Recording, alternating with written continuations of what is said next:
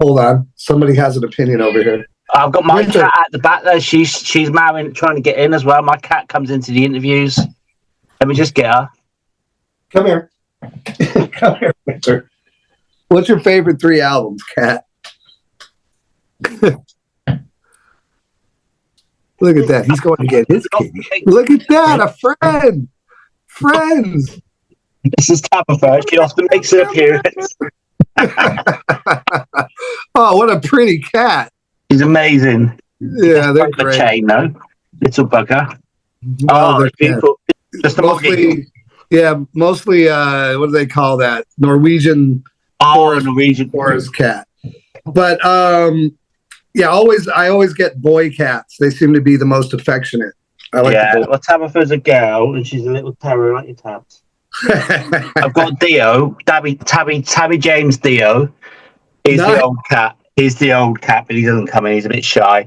But Tabitha, if I've been in, she'll jump down on me and, you know, little terror. You're a proper little cat, aren't you? You coming up there?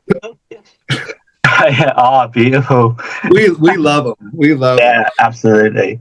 So so if I have to, like, when I do this, I kind of think of, like, what would I need to have on an island, right? Like, if I could only have 3 records, and the first one would be Physical Graffiti by Led Zeppelin. You know, that's that one. And another reason for that, I say that, is after Eddie Van Halen had his hip surgery, he came up to me at Music Plus, which was an old record store here. And what are you doing here? And I go, oh, someone stole all my CDs off the bus. You know, I got to restock, you know. And he's like, well, what are you getting first? You know? And I'm like, Van Halen 1. And he goes, fuck you, man. You know, he goes, I know what you're getting. And I go, Physical Graffiti. And we said it at the same time, Physical Graffiti. Because that was one record that he and I had talked about a lot when we became friends. Of, you know, it's got the live feel. They were recording it on the road and all that kind of thing. It has that kind of magic. So that's one. The other one would be Ozzy Osbourne tribute album with Randy Rhoads. Yeah. You know, and these are all going to be double albums. Okay. I'm cheating. So we're really going to have 6 albums. Cool. That's cool. And then, you know, really the third one would have to be Van Halen 1. You know, it's so essential. Absolutely. As a guitar player, to have Page, you know, Randy and Eddie, for me, you know, to stay inspired. And, you know, those are the guys that light the fire under my ass when I'm getting lazy. You know, I put something on they did, and I'm like, oh God, I suck. Okay, I got it. You know, but and that's also the reason, is because, you know, those are the most inspirational albums and the vibiest albums, you know, and they're all, those 3 albums are very different from one another, but they all have this kind of darkness to them that is really important for me to listen to and absorb, you know, that kind of innocent, melancholy, you know, guitar work. Yeah. You know, because when you're doing it, you're not melancholy. You know, it's the melancholy comes out there. You know, and those would be the 3 albums. So I'll answer this one already, but your favorite 3 guitarists? Yeah, I think Jimmy Page always has to come first, because, you know, he inspired Eddie Van Halen, he inspired Randy Rhoads. But yeah, those 3 guys, but equally as important is Johnny Thunders from the New York Dolls, because, you know, just the vibe, you know, the snotty guitarist thing, you know, and I'm equal parts that, you know, like, you know, Thunders, these guys that are virtuosos, you know, and you know, you can say Johnny was a virtuoso in his own way. He was certainly unique, you know, so it would be those 4 guys. And then, you know, then the list goes on, you know, Dave Murray, Gary. Oh man. Well, I mean, Europe, the Schengen area, let me put it that way. That includes all of Europe. All right. You know, the Schengen area, the UK, Japan, Australia, you know, we kind of do it all normally, but right now, with the album release, so much is being focused on the United States, and so many dates are coming in, and we're going out again with Tom Kiefer in August for many months. Kind of got to take it one thing at a time as things, move forward. But I love everywhere, and I actually have a home in Denmark that I haven't been there in 2 years. I need to get back. Yeah. But I'm, work and play enables all these things to stay afloat. So if I'm not afloat, then those things all go away. So I have to take care of business. Tom Kiefer, what a legend! That's amazing. Oh, this will be the third major tour we've done with him in 4 years. Wow. Okay. Yeah. Amazing. Okay, so when you are going out on tour, which 3 essentials would you take with you? Which are like the most important things to take with you? Well, say that again because I catch. Yeah. Hang on, we're running out of time as well. Which 3 essentials would you take with you on tour? Toothbrush, hairbrush. No, I don't need the hairbrush. You got hair. All you musicians, right? You make me sick, right? You're all older, a little bit older than me. You've all got your hair. Look, I'm going bald. Yeah. When you play rock music, you lie to yourself a lot, and when you do that, you kind of tend to stay real young and vibrant until the day comes when you're not. When you go. Yeah, so yeah, I don't need a hairbrush. I need a teeth brush. I need, beside the obvious guitars and things like that, I don't know, some shorts. You never know when you're going to need some shorts, and an extra pair of boots. Got to have an extra pair. Yeah, I mean, that's legit. Which musician, dead or alive, would you have with you in a car for a 24-hour road trip? Wow. Let's see. Who talks a lot? Let me think about that.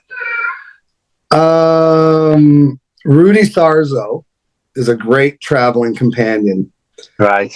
I can listen to his stories all day long, from morning to night, which I did for 1 whole year already.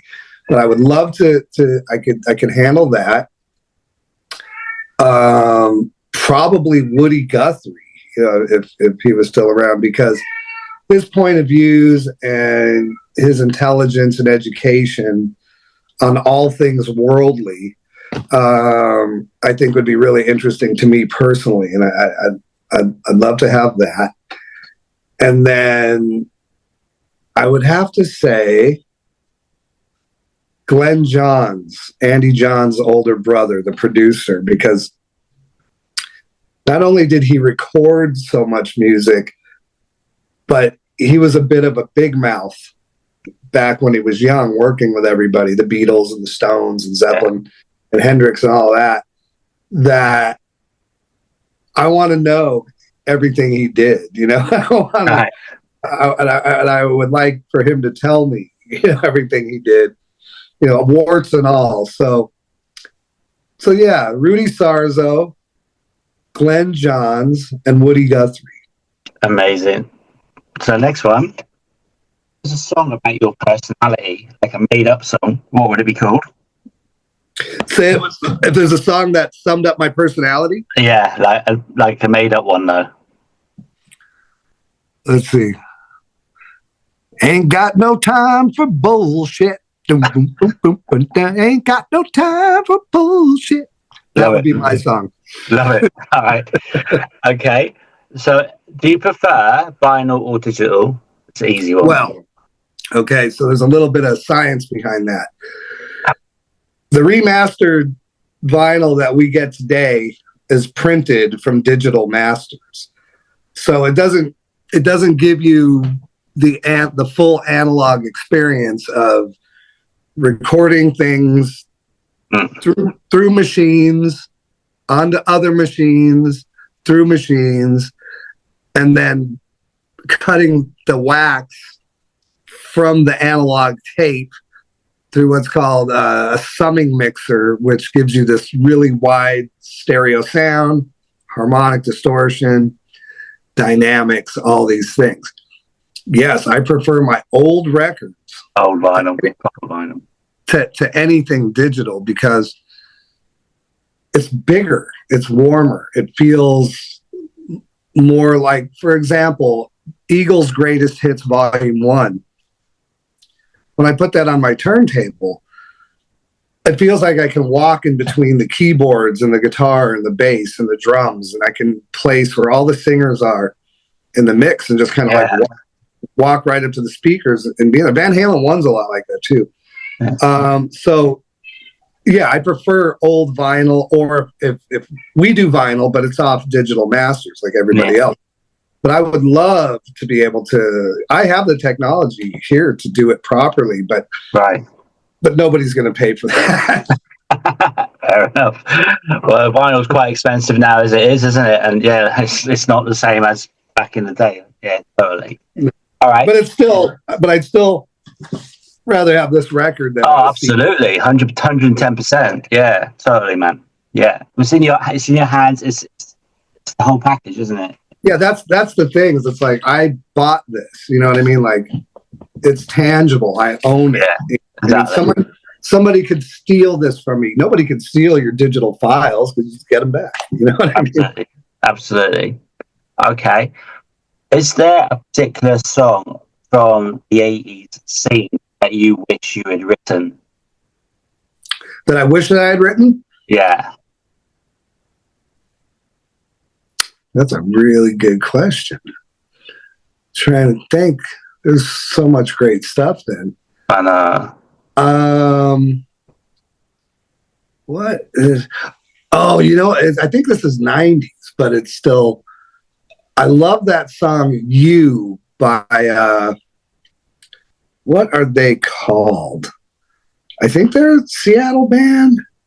They're a San Diego band. What were they called? I cry for you, I die for you. Oh, Candlebox. Yes, I love that song. Yes. I love that goddamn song. I haven't heard of them for ages. God. Yeah, I know, but that song, man, I wish I wrote that song. That's a great song. Brilliant. All right. So, when you're out on the road, do you prefer McDonald's or pizza? Ooh.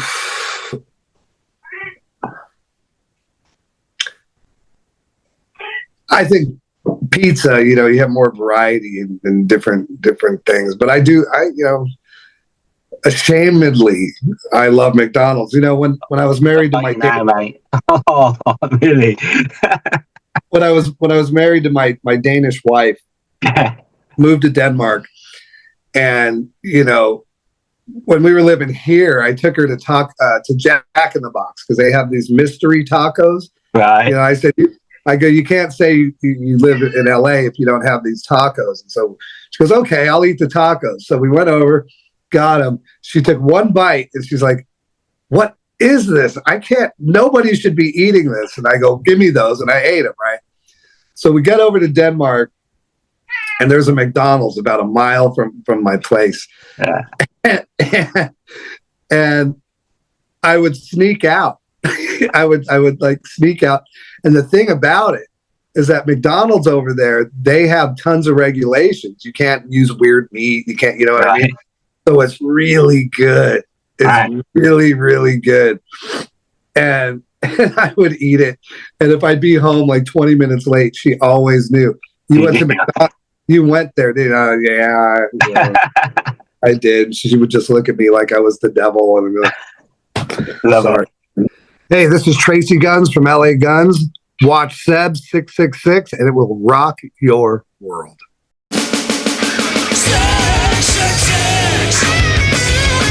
Right, any final words for your fans?